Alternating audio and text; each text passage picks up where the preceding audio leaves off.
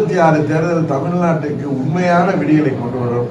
அது அம்மாவின் ஆட்சியை, தேசிய ஜனநாயக கூட்டணியின் ஆட்சியை, மோடி அவர்கள் தமிழ்நாட்டை தத்தெடுத்துக் கொள்கின்ற அளவிற்கு, தமிழ்நாட்டுக்கு எப்படி அம்மா இருந்தப்ப தேனி மாவட்டத்தை ஒரு தத்தெடுத்திருந்தாரோ அது போல இன்றைக்கு அம்மா அவர்கள் இடத்துல மோடி தான் எங்களுக்கு இருக்கிறார்.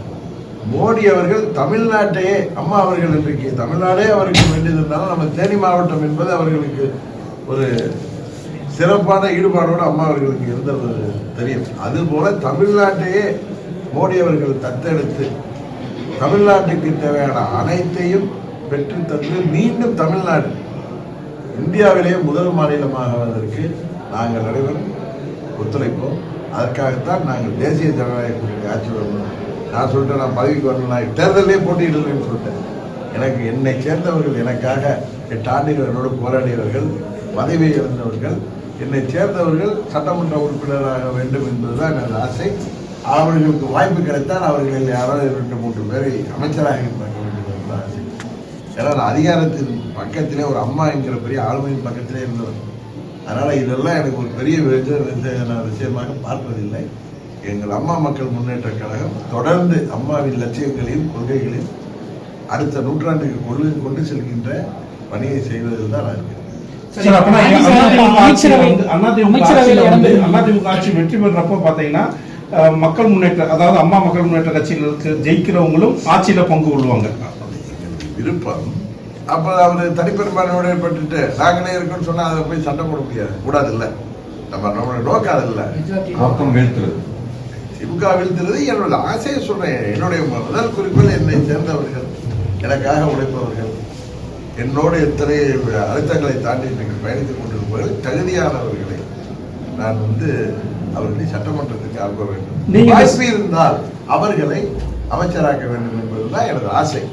அது கூட்டணி ஆட்சி அமைகின்ற, இப்ப தனிப்பான்மை அமைந்தோம், அண்ணன் எடப்பாடி அவர்கள் எல்லாம் நம்ம எல்லாம் கூட்டணி ஆட்சி அமைப்போம் என்று அதுக்காக சண்டை போட்டு பெறுவதில்லை. அதிமுக மெஜாரிட்டி கிடைக்காட்டி கூட்டணி கட்சிகளுக்கு உங்க என்டிஏ கூட்டணி ஆட்சி மெஜாரிட்டி கிடைக்கும். ஏன் நம்ம மெஜாரிட்டி இருந்தாலும் கூட்டணி ஆட்சி அமைப்பதற்கு அவர் தேசிய ஜனநாயக கூட்டணிக்கு அவர் அதை ஒத்துக்கொள்ளலாம். இது ஒன்றும் இது அழுத்தமோ இல்லை, அன்பாலேயே செய்யலாம். அம்மாவுடைய ஆட்சிக்கு எல்லாரும் எல்லாருக்கும் இதெல்லாம் ஒரு அழுத்தம் கொடுத்தோ பார்கெயின் பண்ணி பண்ற விஷயம் இல்லை. யதார்த்தமான கூட்டணி ஆட்சி அப்படின்ற வார்த்தை ஆமாங்க, தேசிய ஜனநாயக கூட்டணி ஆட்சிங்க. அது கூட்டணி ஆட்சி சார். அதிமுக உள்ளார கேக்குறீங்க. இல்ல அதிமுக தலைமையில ஒரு கூட்டம் எடப்பாடி சொல்றாரு, அதிமுக ஆட்சி தான் அமைப்போம் அப்படின்றாங்க. இப்ப என்டிஏக்கு மற்ற கட்சியெல்லாம் தேசிய ஜனநாயக கூட்டணி ஆட்சி அப்படின்றீங்க. தேசிய ஜனநாயக கூட்டணி அதிமுக தலைமையில நடக்கணும். அது எல்லா கட்சிகளும் தங்கள் சட்டமன்ற உறுப்பினர்கள் அமைச்சராக வேண்டும் என்று விருப்பப்படுவது யதார்த்தம். இதுல போய் நீங்க இப்படி உள்ளுக்குள்ளாரவே கேட்காதீங்க. இந்த ஆட்சியில நடக்கிற அவலங்களை நாங்க வெளிப்படுத்துறதுக்கு எங்களுக்கு உதவி செய்யுங்கள், எங்களை திசை திருப்பாதீர்கள் என்றுதான் கேட்கிறேன். முடிஞ்சு போச்சு எல்லாம். இன்னைக்கு மோடி அவர்கள் மதுராந்தகத்துக்கு வந்தது, அந்த கூட்டத்துல எல்லாமே வெளிப்படையாக தெரிஞ்சுட்டு அன்றைக்கு நானும் அதிமுக பொதுச்செயலாளர் EPS அவர்களும் ஒன்றாக நாங்கள் எல்லாவற்றுக்கும் உங்களுக்கு விளக்கம் கொடுத்தோம். நாங்கள் 2 பேரும் அண்ணன் தம்பியாக செயல்பட போகிறோம். அம்மாவின் லட்சியங்களை தொடர்ந்து கொண்டு சென்றது தான் எங்களுடைய பணின்னு அவரும் சொல்லிட்டாரு, நானும் சொல்லிட்டேன். திரும்ப திரும்ப அதில் உள்ளார நீங்க பிரச்சாரத்துக்கு போயே போக மாட்டேன். எடப்பாடியே நான் போவேன் பிரச்சாரத்துக்கு. அமமுக அடிக்கிற தொகுதிகளை அவருக்கு ஸ்பெஷல் கவனம் எடுத்து வருவாரு. இதெல்லாம் இயற்கை தானே.